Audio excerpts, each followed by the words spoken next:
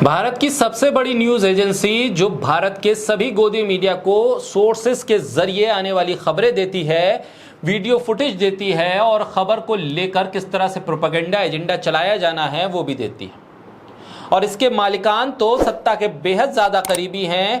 BJP की जिस भी प्रदेश में सरकार है वहां के मोटे ठेके इन्हीं के पास हैं। सीधे सीधे प्रधानमंत्री का इंटरव्यू ले लेते हैं, हर बीजेपी राज्य के मुख्यमंत्री को अपने कार्यक्रम में बुला लेते हैं। इतनी बड़ी पहुंच और इतनी बड़ी पकड़ के बाद अगर ये जहर भी उगलते हैं तो उन पर कुछ नहीं होता। नफरती वीडियो शेयर करवा देते हैं, कुछ नहीं होता इनके साथ। बिना किसी पुख्ता सबूत के, बिना किसी पुख्ता जानकारी के, बिना सोर्सेस से कंफर्म किए हुए ये खबरों को आगे उंडेल देते हैं और गोदी मीडिया उन खबरों को पकड़कर एजेंडा चला देता है। झूठी खबर निकलने पर ट्वीट डिलीट करके एएनआई निकल जाता है, लेकिन खबर हर घर तक पहुंच जाती है, नफरत हर मोबाइल तक पहुंच जाती है, कोई कार्रवाई नहीं होती। इस नफरती न्यूज एजेंसी के साथ संबंध रखने वाली राउटर्स को लेकर भी अब सवाल खड़े हो रहे हैं कि आखिर राउटर्स इस तरह के नफरती एजेंडे पर काम करने वाली न्यूज एजेंसी के साथ निवेश क्यों कर रहा है, उसके साथ व्यापारिक साझेदारी क्यों है। ऐसे में दुनिया भर के संगठन एक साथ आ रहे हैं और कह रहे हैं राउटर्स से एक चिट्ठी लिखकर कि आप इस नफरती एजेंसी से दूर हो जाइए, अपने निवेश को, अपने व्यापार के रिश्तों को इससे तोड़ लीजिए। बोलता हिंदुस्तान पर मैं हूं आपके साथ फिरजा शाकिर।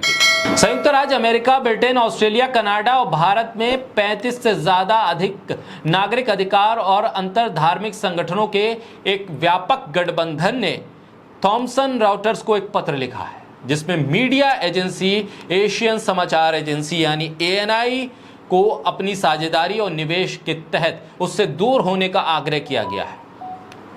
एएनआई की इस्लामोफोबिक रिपोर्टिंग और हिंदू समर्थक राष्ट्रवादी सरकारी प्रचार के प्रसार के कारण मुसलमानों के खिलाफ माहौल बनाने वाली एजेंसी के खिलाफ यह खत लिखा गया है। इसलिए कहा गया है थॉमसन रॉयटर्स से कि वो एएनआई से अपनी साझेदारी और निवेश को खत्म कर दे। एएनआई भारत की सबसे बड़ी न्यूज एजेंसी है जो झूठी सूचनाएं प्रसारित करती है, गैर मौजूद स्रोत और गैर मौजूद संस्थाओं का हवाला देती है, फर्जी एजेंडे को चलाती है, सरकारी संदेश को प्रसारित करती है, यानी कि भारतीय जनता पार्टी के एजेंडे को फैलाने के लिए सक्रिय रूप से सहयोग करती है। मुस्लिम विरोधी पूर्वाग्रह का एक पैटर्न इसकी खबरों में दिखाई देता है, इसकी रिपोर्टिंग में दिखाई देता है और कई बार पकड़े जाने पर यह एजेंसी अपने ट्वीट भी डिलीट कर देती है। पिछले साल दिसंबर तक राउटर्स ने एएनआई में 49% अपनी हिस्सेदारी बनाई थी, जिसके बाद भारतीय नियमों के मुताबिक वित्तीय हिस्सेदारी कम करने के लिए उसे मजबूर होना पड़ा। फिर भी राउटर्स एएनआई को आर्थिक रूप से समर्थन जारी रखे हुए है, इसकी रिपोर्टिंग को वैश्विक दर्शकों तक वितरित करने में मदद करती है। एक पत्र में जिसमें थॉमसन रॉयटर्स से अपील की गई है कि वो एएनआई से संबंध तोड़े, उसके लिए बताया गया है कि एएनआई में सभी जो वित्तीय हिस्सेदारी है आप उसे तुरंत वापस ले लें। एएनआई की मनगढ़ंत जानकारी के प्रसार की सुविधा अगर आप देते हैं तो उससे इनकार कर दें। एएनआई की पक्षपातपूर्ण इस्लामोफोबिक रिपोर्टिंग के लिए सार्वजनिक तौर से उसकी निंदा करें। एएनआई जिस तरह से काम करता है उसमें सबसे खतरनाक यह है कि वो मुस्लिम विरोध में तमाम चीजों को बिना जांचे परखे आगे बढ़ा देता है। कोविड के दौरान भी उसने मुसलमानों पर कोविड को फैलाने के लिए दोष मढ़ दिया और झूठी अफवाहों को फैला दिया खबर के तौर पर।